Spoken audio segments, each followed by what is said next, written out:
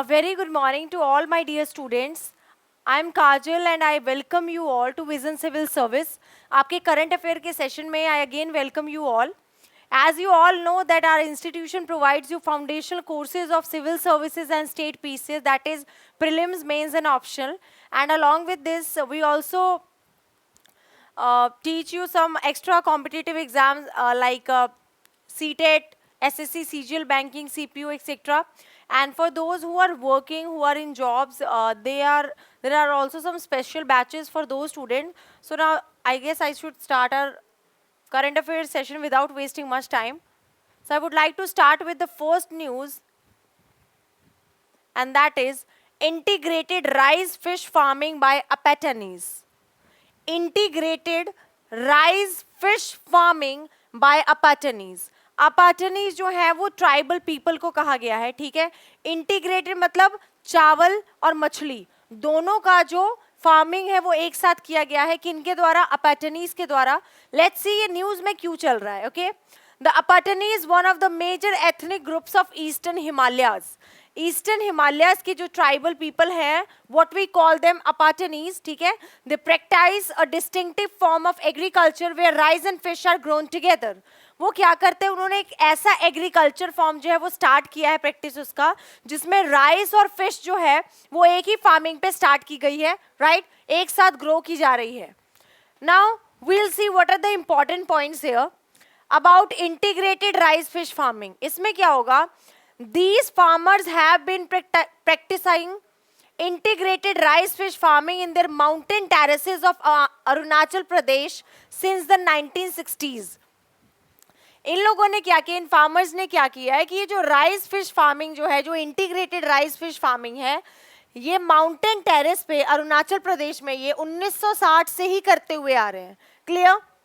The potential areas of rice fish culture in the Apatani Plateau are Neping, Yachuli, 02, Palin and Koloriang. ये जो rice fish culture का अपाटनी plateau का जो अलग अलग एरियाज हैं, उन एरियाज के नेम क्या है? नेपिंग, याशुली, 02, पैलिन एंड कोलोरियांग. अपाटनी क्या करते हैं, 3 राइस की वेराइटीज, चावल की 3 वेराइटीज को वो प्रोड्यूस करते हैं, ठीक है, यूज करते हैं. That is Emiyo, Piyape, माइपिया.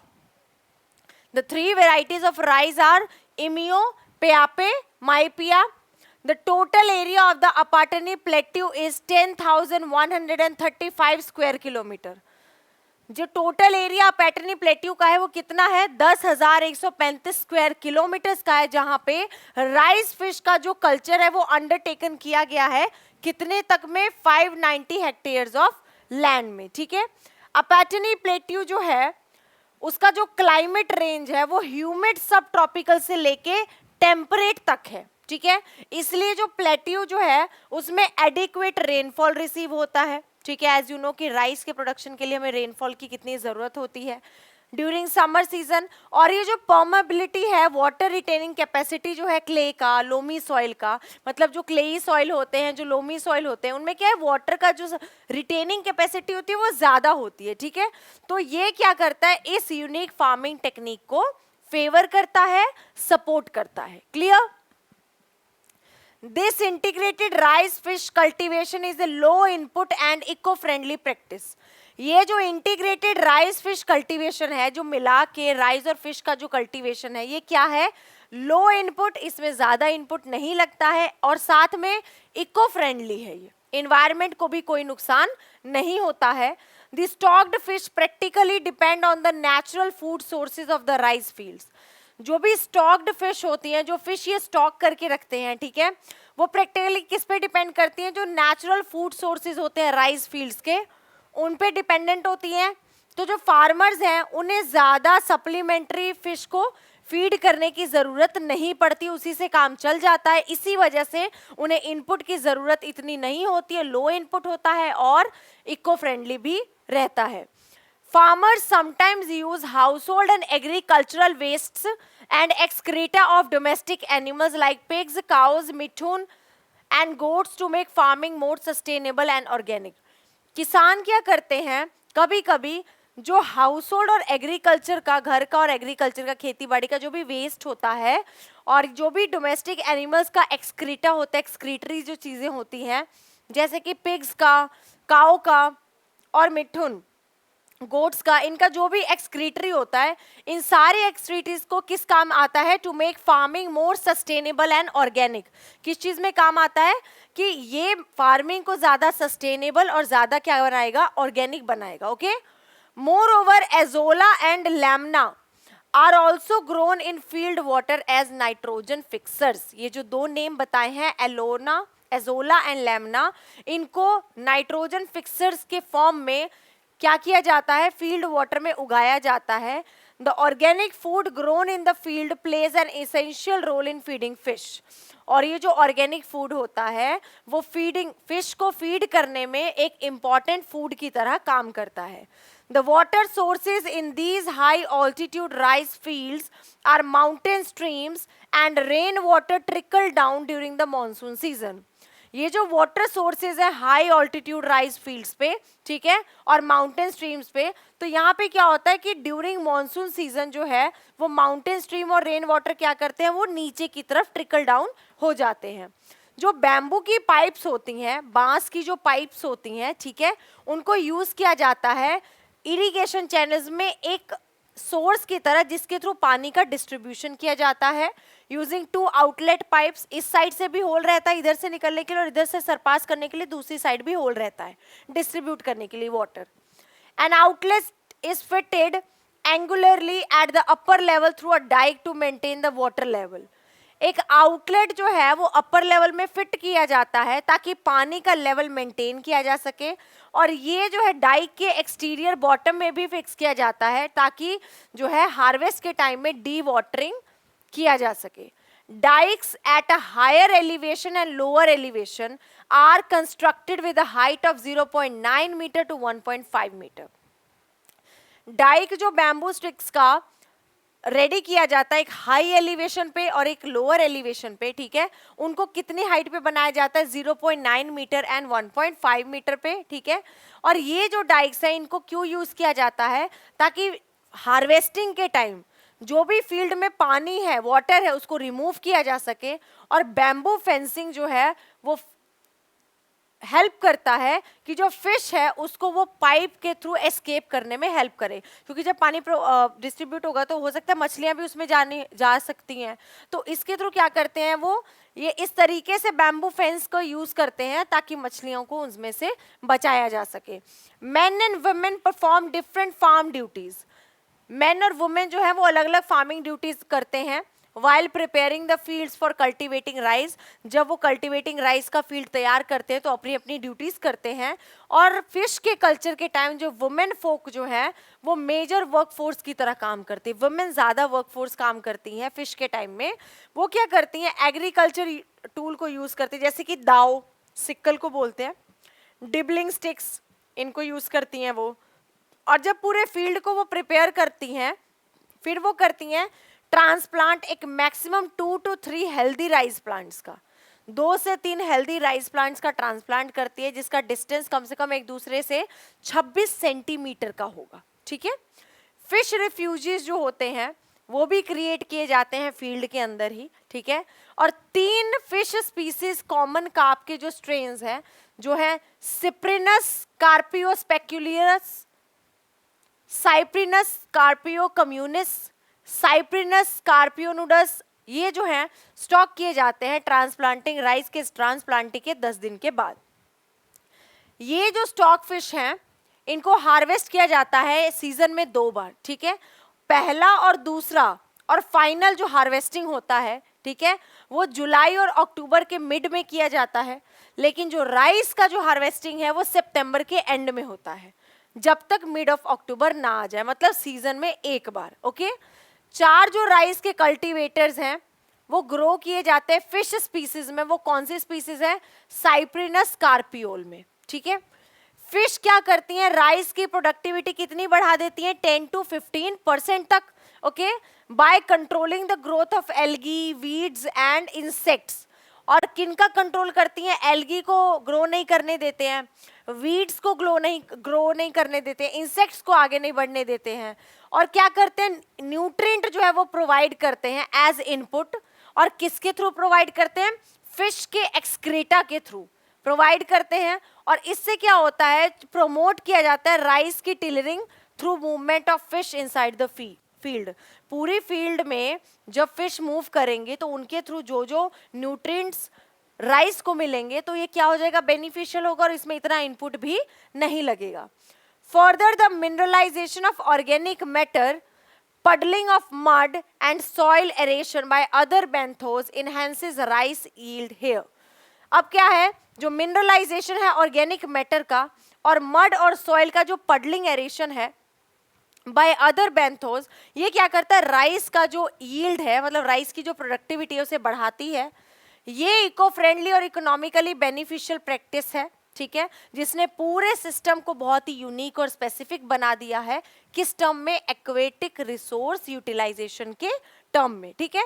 अब थोड़ा पढ़ते हैं हम किन के बारे में? अपेटेनीज के बारे में। देखो, अपेटेनी या टर्न या टनी जिनको बोलते हैं, ये एक ट्राइबल ग्रुप है लोगों का जो कि लोअर सुबनसिरी अरुणाचल प्रदेश के डिस्ट्रिक्ट के जीरो वैली में रहते हैं, ठीक है। अपाटनी प्लेट्यू जो है वो अलग अलग कल्चर का लैंड है, ठीक है। मेजर फेस्टिवल्स यहाँ पे जो मनाए जाते हैं वो है मयोको, नेक्स्ट इज ड्री, यापुंग एंड मुरुंग, ये फेमस फेस्टिवल्स हैं। अपेटनीज क्या करते हैं? एक लोकल लैंग्वेज बोलते हैं जिसका नाम है तानी, जो इंक्लूड करता है अपाटानी, इंग्लिश एंड हिंदी, ठीक है। और ये सूरज की और चांद की पूजा करते हैं, राइट।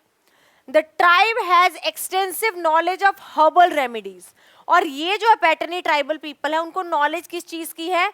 हर्बल की रेमेडीज का नॉलेज है, ताकि बहुत सारी बीमारियों को उसी से ये ठीक करते हैं। Local ritual specialists also take part in chanting, bloodletting and animal sacrifices in a bid to keep the inhabitants healthy। जो यहाँ पर लोकल रीति रिवाज करवाने वाले जो स्पेशलिस्ट हैं वो क्या करते हैं? मंत्र पढ़ते हैं। ब्लड लेटिंग जो मतलब कैसे भगवान को या सूरज या चांद को कैसे किन जानवर की बलि देनी है ताकि वहाँ के रहने वाले जो लोग हैं वो हेल्दी रह सके, इस मिथ में वो ये सारी चीजें परफॉर्म करते हैं। इनको कहा जाता है they are known for their effective traditional village council. किस लिए इनको जाना जाता है? कि इनका जो ट्रेडिशनल काउंसिल है, विलेज काउंसिल, जिसका नाम है बुल्लियां, इस नाम से जाना जाता है। बुल्लियां क्या करते हैं? सुपरवाइज करते हैं और जो भी इंडिविजुअल एक्टिविटीज करते हैं ना उनको सुपरवाइज करते हैं, देखते हैं। अनलाइक द अदर ट्राइब्स, बाकी ट्राइब्स की तरह ये नॉन नोमैडिक है नेचर में। बाकी नोमैडिक है ना, ठीक है, एक जगह से दूसरी जगह ट्रेवल करते हैं, बट ये नॉन नोमैडिक है, एक ही जगह रहते हैं। The Apatanis are among the few tribes in the world who continue to worship nature. पूरे वर्ल्ड में उन ट्राइब्स में अपेटनीज आते हैं जो अपने नेचर की पूजा करते हैं। Their wet rice cultivation system and their agriculture system are extensive even without the use of any farm animals or machines। ये जो वेट राइस कल्टीवेशन सिस्टम है, ठीक है, और जो भी एग्रीकल्चर सिस्टम है ये एक्सटेंसिव है, ठीक है, बिना किसी भी फार्म एनिमल्स या मशीन्स के यूज के भी इतना ज्यादा होता है। क्योंकि यहाँ पे देखा आपने इस राइस और फिशिंग का जो स्पेसिफिक टेक्निक है उगाने का, इसमें कहीं पर भी मशीन्स का तो जिक्र नहीं है, यस और नो, ना ही किसी एनिमल की फार्मिंग का जिक्र है, फिर भी ये ग्रो किया जा रहा है ना। So is there sustainable social forestry system, और यही है कि इसे सस्टेनेबल सोशल फॉरेस्ट्री सिस्टम कहा जाता है। UNESCO has proposed the Apatani valley for inclusion as a world heritage site. UNESCO ने कहा है कि जो अपेटनी है उन्हें वर्ल्ड हेरिटेज साइट की जो है टैग मिलेगा for its extremely high productivity. किस लिए मिलेगा? हाई प्रोडक्टिविटी के लिए और इकोलॉजी को यूनिक तरीके से प्रिजर्व करने के लिए इनको यूनेस्को ने वर्ल्ड हेरिटेज टैग के बारे में प्रपोज किया है। Clear? Now moving to the next news, XDI gross domestic climate risk. Let's see what is in this news. XDI gross domestic climate risk, world first index that assesses the risk posed to the built environment across the world due to extreme weather events, has been released by the Cross Dependency Initiative recently. ये जो world का पहला index है जो ये assess करता है कि जो भी रिस्क इन्वायरमेंट को बनाने के टाइम में लिए गए हैं अक्रॉस द वर्ल्ड, किस वजह से, कुछ वेदर इवेंट्स की वजह से, ठीक है, उन्हें किन्होंने रिलीज किया है, क्रॉस डिपेंडेंसी इनिशिएटिव ने अभी रिसेंटली इसको रिलीज किया है। अब देखते हैं कि ये रिपोर्ट, ये इंडेक्स क्या कह रही है, किसके बारे में कह रही है, ठीक है। The index calculated the physical climate risk to built environments such as building and properties across 2600 states and provinces globally in 2050. ये जो इंडेक्स है ये क्या करता है, फिजिकल क्लाइमेट रिस्क को कैलकुलेट करता है, ठीक है, ताकि जो भी इन्वायरमेंट जैसे कि बिल्डिंग्स, प्रॉपर्टीज, इनको बनाने में जो भी रिस्क लिया जाता है 2600 स्टेट्स में 2050 तक जो भी बिल्डिंग्स या प्रॉपर्टीज बनेंगी उसमें जो भी बनाने में इन्वायरमेंटल जो रिस्क आएंगे उसका जिक्र किया गया है। फिजिकल रिस्क का मतलब है vulnerability from 8 climate change events. क्या क्या हो सकते हैं, हीट वेव्स हो सकता है, कोस्टल फ्लडिंग हो सकता है, एक्सट्रीम विंड हो सकती है, फॉरेस्ट फायर हो सकता है, सॉइल की मूवमेंट हो सकती है, फ्री थॉ हो सकता है, रिवर राइन और सरफेस फ्लडिंग जैसी चीजें जो है फिजिकल रिस्क में आ सकता है। नेक्स्ट है रिपोर्ट जो है वो क्या करता है, जो रिस्क है उसको कंपेयर करता है across territories based on model projection, जो भी इसके मॉडल बनाए गए हैं, प्रोजेक्ट बनाए गए हैं उनके हिसाब से कि जो भी डैमेज मतलब सोचा गया कि हाँ इतना डैमेज कम से कम हो जाएगा, तो उसके हिसाब से रिस्क को रिपोर्ट के साथ कंपेयर किया जाता है, लोकल वेदर के साथ कंपेयर किया जाता है, ग्लोबल क्लाइमेट मॉडल्स के साथ कंपेयर किया जाता है। Together the index assigned on aggregated damage ratio two each reason. और ये क्या किया जाता है, जो इंडेक्स जो है वो असाइन किया जाता है हर एक डैमेज रेशियो को, which signifies the total amount of damage, जो बताता है कि टोटल अमाउंट ऑफ डैमेज एक एरिया में एक बिल्डिंग या प्रॉपर्टी कंस्ट्रक्ट करने में कितनी आई है और कितनी आएगी 2050 तक, ठीक है। एक हाई एडीआर जो है वो सिग्निफाई करता है more peril. This is the first time there has been a physical climate risk. ये पहली बार हुआ है कि एक फिजिकल क्लाइमेट रिस्क रहा है जो ये एनालाइज करता है on the built environment comparing every state, province and territory in the world. जो ग्रॉस डोमेस्टिक क्लाइमेट रिस्क है ये फोकस करता है extent of capital value at risk from extreme weather and climate change in states, ठीक है। जो भी XDI है मतलब cross dependency means like cross dependency initiative, जो ग्लोबल ऑर्गेनाइजेशन है इसका स्पेशलाइज किस चीज में है, क्लाइमेट के रिस्क को एनालाइज करना, किन किन चीजों के लिए, बैंक्स के लिए, उन रीजन्स के लिए, उन कंपनीज के लिए, right. Now for the first time the finance industry can directly compare Mumbai, New York and Berlin using a like for like methodology. और ये जो रिपोर्ट मॉडलिंग जो है इसको कंडक्ट किया गया है under inter governmental panel on climate change, ठीक है। और ये जो सिनेरियो प्रोजेक्टिंग जो है ये कंसिस्टेंट है with average global warming over 3 degree, ठीक है। इसके की फाइंडिंग्स क्या क्या हैं देखते हैं। ओवरऑल इंडिया, चाइना और यूएस जो है वो ग्लोबली क्या स्टेट करता है, they significant states are home to 80%। ये कहते हैं कि ग्लोबली ये किनका स्टेट है, 80% लोगों का घर है। मोस्ट वल्नरेबल सिटीज और सेंटर जो है इकोनॉमिक एक्टिविटी के जो हमारे आसपास में है, ठीक है। दूसरा और क्या पता चला है, चाइना के लार्जेस्ट सब national economies Jiangsu and Shandong ये टॉप ग्लोबल रैंकिंग है, ठीक है, जिनको यूएस फिर फॉलो करता है नंबर 2 पे, जिनके 18 रीजन्स टॉप 100 लिस्ट में आता है, जिसमें इंक्लूड करते हैं economically important regions of Florida, Texas and California. Asia dominate करता है list largely with 114 of the top 200 regions जो कि इस कॉन्टिनेंट में आते हैं। और दूसरा है devastating flood between June and August 2022। 2022 में जो फ्लड आया था उससे 30% पाकिस्तान का एरिया अफेक्ट हुआ था and has partially fully damage more than 9 lakh houses in Sindh province. और क्या हुआ है, 9 लाख जो घर हैं वो सिंध प्रोविंस में बर्बाद हुए हैं। Notably the most damage posed to built infrastructure globally is caused by river राइन।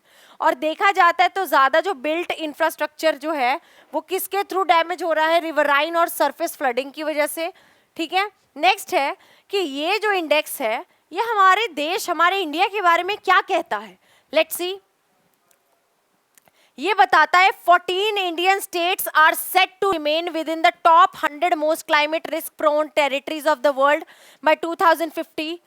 14 हमारे जो स्टेट्स हैं, ठीक है, वो top most climate risk prone रहेगा, क्योंकि हमारे देश में 14 ऐसे राज्य हैं जो कि क्लाइमेट प्रोन हो सकता है, जहाँ पे रिस्क हो सकता है 2050 तक, ठीक है, जो कि आप कह सकते हो 2600 ऐसे रीजन्स है, एरियाज है जहाँ पे ये हो सकता है।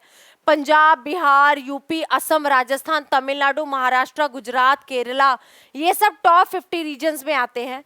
और इंडिया के 9 ऐसे राज्य हैं जो सबसे ज्यादा डिस्टर्ब्ड काउंट हुए हैं, ठीक है। According to report, Assam, Bihar and Tamil Nadu had highest ADR among Indian states. देखा जा रहा है तो तमिलनाडु, बिहार और असम का सबसे हाईएस्ट रिपोर्ट है इस मामले में। और असम जो है वो पर्टिकुलरली विटनेस करता है, इसमें मैक्सिमम क्लाइमेट रिस्क होते हैं जो कि 330% से बड़े हैं, बाय 330% तक बढ़ेंगे by 2050 as compare to 1990। Clear? Assam has witnessed an exponential increase in flood events. Assam ने और किस चीज में विटनेस किया है?